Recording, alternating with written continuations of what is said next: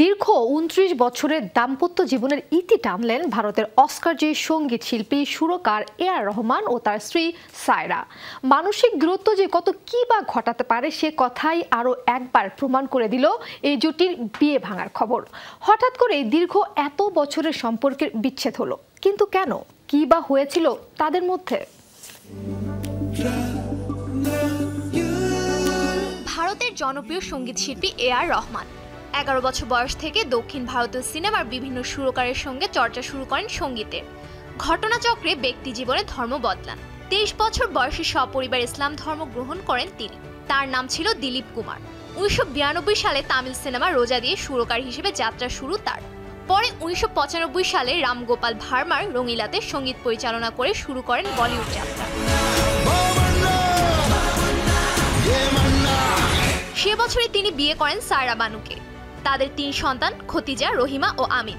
এর আগে বিভিন্ন সাক্ষাৎকারে রহমান বলেছিলেন যে স্ত্রী সায়রার সঙ্গে তার সাংস্কৃতিক মত পার্থক্য রয়েছে, যদিও বুদ্ধিমত্তার সঙ্গে বিষয়টি সামলে চলেন তারা।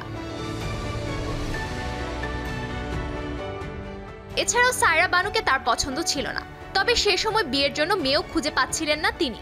তার যখন ২৯ বছর বয়স, তখন এই শিল্পী তার মাকে দায়িত্ব দিয়েছিলেন পাত্রী খুঁজে দেওয়ার জন্য। শেষ পর্যন্ত সায়রা বানুর সঙ্গে বিয়েটা হয়েছিল পারিবারিক পছন্দে, তার ব্যক্তিগত পছন্দ বা প্রেম নয়। মায়ের পছন্দে বিয়ে করেছিলেন তিনি। সেই বিয়ের ২৯ বছর পর পথ চলায় ইতি টানলেন রহমান ও সায়রা। বিয়ের বহু বছর পর স্বামী এ.আর রহমানের সঙ্গে বিচ্ছেদের কঠিন সিদ্ধান্ত নিয়েছেন সায়রা বানু। তাদের সম্পর্কের মধ্যে মানসিক চাপের কারণে এই সিদ্ধান্ত নিয়েছেন তারা। একে অপরের প্রতি তাদের গভীর ভালোবাসা থাকা সত্ত্বেও এই দম্পতি খেয়াল করেছেন তাদের মধ্যে অনেক ব্যবধান, দূরত্ব তৈরি হয়েছে, যা এই মুহূর্তে কোনো পক্ষ পূরণ করতে সক্ষম নয় বলে মনে করছেন তারা। সায়রা বানু বলেন, এই সিদ্ধান্ত নেওয়া আমার পক্ষে মোটেও সহজ ছিল না। অনেক ব্যথা ও যন্ত্রণা থেকেই এই সিদ্ধান্ত নিয়েছি আমি। বিবৃতিতে আইনজীবী অনুরোধ করছেন বিষয়টি নিয়ে যেন সায়রাকে বিব্রত না করা হয়। তিনি মানসিক বিপর্যয়ের মধ্য দিয়ে যাচ্ছেন। দীর্ঘ দাম্পত্য জীবনে ইতি টানা এত সহজ নয়। গত ১৯ নভেম্বর বিবৃতি দিয়ে আলাদা হওয়ার কথা জানিয়েছেন এ.আর রহমানের ২৯ বছরের জীবনসঙ্গী সায়রা বানু। ইনস্টাগ্রামে এক স্টোরিতে বিবৃতি দিয়েছেন অস্কারজয়ী গায়কের ছেলেও। এরপরই সোশ্যাল মিডিয়ায় আবেগঘন এক পোস্ট করেন এ.আর রহমান। সামাজিক মাধ্যম এক্সে লেখেন, আমরা গ্র্যান্ড 30-তে পৌঁছানোর আশা করেছিলাম, কিন্তু মনে হয় সবকিছুরই একটা অদেখা শেষ আছে।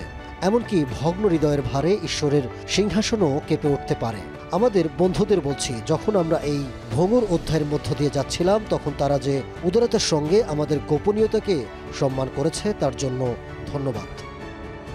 এ.আর রহমান তার সঙ্গীত জীবনে ড্যানি বয়েলের ২০০৮ সালে চলচ্চিত্র স্লামডগ মিলিনিয়ারের জন্য অস্কার, গ্র্যামি, বাফটা ও গোল্ডেন গ্লোব জিতেছিলেন। ৬টি ভারতীয় জাতীয় পুরস্কার ও ৩২টির বেশি ফিল্মফেয়ার পুরস্কার পেয়েছেন।